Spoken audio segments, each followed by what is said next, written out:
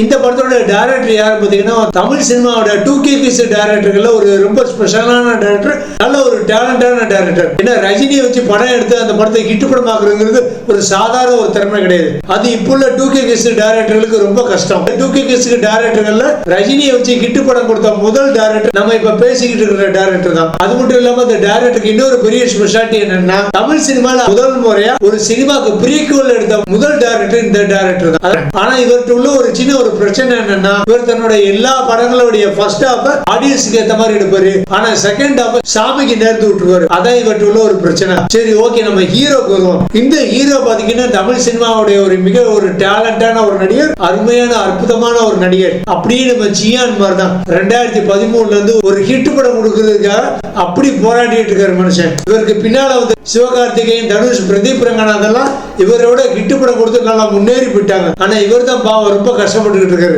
ஆனாலும் நல்ல ஒரு திறமையான ஒரு நடிகர் தான்.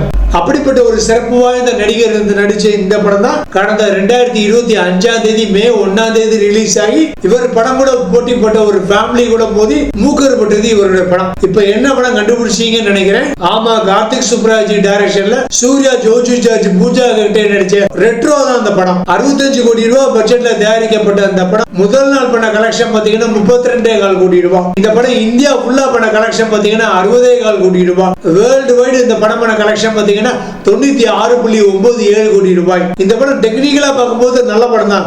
ஆனா எனக்கு ஒரு பெரிய சந்தேகம் என்னன்னா, இந்த படத்துக்கு ஏன் ரெட்ரோன்னு பேர் வச்சாங்கன்னு இதுவரைக்கும் என்னால கண்டுபிடிக்க முடியல. ஒருவேளை இந்த படத்துல ரஜினியோட பழைய படமான ஜானி படத்துல ஒரு சென்யூரிட்டா படத்தை மறுபடியும் யூஸ் பண்ணி ஒரு விண்டேஜ் ஃபீலிங் நமக்கு பிரசன்ட் பண்ணதுனாலயா, இல்ல இந்த படத்தோட கதை ரொம்ப பழசா இருக்கிறதுனாலயா, இல்ல இந்த படத்தோட பேட்டர்னே ரொம்ப பழசா இருக்கிறதுனாலயா என்னன்னே தெரியல.